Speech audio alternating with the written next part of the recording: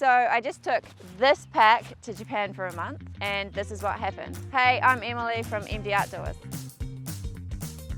We stock a wide range of outdoor gear from top brands we love, trust and know performs when it matters. I'm super excited to talk to you about this pack today. I've just taken the Deuter 45 plus 10 SL away for a month in Japan and it was amazing. And I don't say that lightly because I'm super fussy about what goes on this bag. I've got so many great things to talk about. Let's get into it. First of all, majority of the weight was sitting on my hips really easily. I probably was carrying around maybe 12 to 15 kgs a day. I love the fact that I felt hardly anything on my shoulders. It just moves with you as you walk. It has these like hip flex bits down here. I think they call them hip fins, which actually move with your body as you move, and you can really notice that because it's just really comfortable. I also noticed that the Deuter packs pack up, which at first I was like, oh, is that going to annoy me? Like if I'm thinking about it from like a hiking perspective, if I'm bush bashing, yeah, it probably wouldn't be the best thing, but for travel, it was absolutely fantastic because the last thing you want to be when you're squished in on a train or a bus with hundreds of tourists is a wide load. So that feature of it was awesome. I also really love these massive hip pockets that it has on the side. They're just so handy to put so many things in that you can access really easily. And it also has a little one here that you can pull down and actually turn into a water bottle holder. So I used that quite a lot as well. The 45 plus 10 for the month that I was away was actually perfect. Like there's enough storage compartments within this that it meant that I could definitely carry everything I needed. But if you did want to go to the bigger size, you probably could have brought back more presents. I don't know. So I'm going to take you through today a few of the key features around the pack and why I really love the function of it. So as you can see here, I've got my tent attached to the front. So it has straps that you can then undo, take it off, and that's where you can put your tent. You also have pole attachments on the back here. So if you've got like a long pole that doesn't fold down completely, which a lot of people do, you can stick the poles on the back here. If you wanted to and you have the fold down poles, like I have fold down poles, then I would stick them in the side here really easily. And you've also got really handy straps here that you can tighten this area. So if you're wanting to really secure things into this area, whether that just be a drink bottle or just extra gear, you can really tighten that up. This pack has a separate sleeping bag compartment. So in here I have got my sleeping bag and my liner, and my pillow is in there as well, and that can either be unzipped so you can have a full pack, or it zips completely up to make that whole area completely separate. So that's really handy. You know where your sleeping bag is, you don't have to muck around. To be able to access everything in the pack, you also have this front opening pocket. Now, so this was fantastic. And as you can see, you can look in it and it's just like a suitcase. So I've got everything really well packed in here in little packing cells. And it meant that it's so easy to find everything. It's so easy to keep it organized. You also have this nice front stretchy front pocket, which is great to just, you know, you could put poles in there, you could put anything in there. It has two really roomy pockets on the top of the top pocket. So in here, like I've got my light, my head torch, my emergency blanket, I've got a power bank. And then in the top pocket, you also have this really good top pocket, which is so roomy. And I have like my rain cover in here that the pack comes with. And it's a really good, well-fitted one. Sometimes I find if they're too big, they're such a pain to get on. But this one worked really, really well. I was really impressed. They also, this is where I'd probably store all my snacks.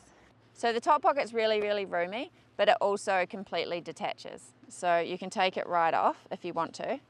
But the other thing about it is it will also adjust so that as the pack gets taller, it will allow you to just keep packing up and up and up. So towards the end of the trip, when I was beginning to load more stuff into my pack, I could just keep adjusting this out, which allows the pack to pack up, up, up, up like that, which, like I said, for travel was really, really handy because it's not going out that way. On the external pocket, it also has a handy little carabiner that you can attach important things to, like keys. You can also fit up to a 3-litre hydration pack in here, and the little hose comes out here, so it fits down into here. So the pack is really adjustable. It has what they call their Very Slide system, which is an update from the older model, and I really like how it works. So pretty much you're just going to pull it up to make it bigger, or push it down to make it smaller, and then it's going to lock in. I'm personally around 175 centimeters tall, so I'm quite tall, and this fitted me really well. So this bit definitely can extend out quite a lot, but I've also found through working in the shop that these packs work really well on shorter frames as well. So whether you're short or tall, I really feel like this pack would have the size range for you. So on the back here, we have the air mesh spacer system. So that means that it's really, really nice and cushioned, but it also has some air vents here pretty much to make sure that you're not getting really sweaty, and I didn't find it a very sweaty pack, which was great. So they do work. So these are what they call the Very Flex hip fins. So this is the very comfortable belt that the pack comes with. So you can kind of see it move, and that's what I was meaning before when I was saying like it really felt like it just moved with you as you walked, which was actually really comfortable. And because this is so supportive, it just keeps all the weight off the top of the shoulders. So this is the Aircontact Core SL version, which is for women. So it's designed for narrower bodies, shorter back lengths. The SL stands for slimline. So you can obviously get it in male versions as well. And I would say too, for some females, they may suit the male version better. So it's always, like I say, worthwhile trying a pack on. You never can just assume these things. But yeah, I found it really good on my body. Like, it was fantastic. So the other option of this pack that you can get is actually in a light version.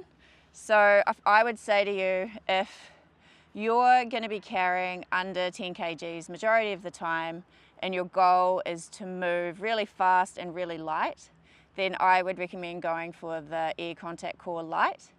I think that if you're going to be getting up above that 10 kgs regularly, then I would say go for this Aircontact Core, because you're going to have the benefits of this hip belt, which is going to carry the weight a whole lot better and just make it a way more comfortable experience for you. So that's kind of my just advice around if you're thinking, should I go the light?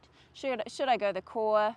Just think about what kind of weight you're going to be carrying regularly. When I was wearing this pack, I just thought, if I was going to go do something like a great walk, like the Heafy, which is, 4 days, or the Abel Tasman, this is the great walks around our area, but also just tracks that are just really wide and flowy, then I would definitely take this. One, because you're going to be packed up with a lot of weight because it's quite a few days that you're going to be traveling with, and it's just so comfortable.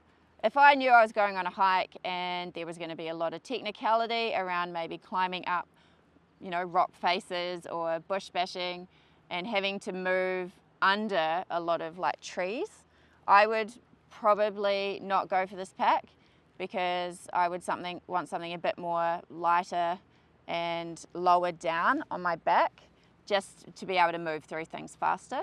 So the price point on this pack is around $549 for this size, and it moves up to around $649 for the bigger size. The durability of this pack and the function of it and comfort is really, really worth the money.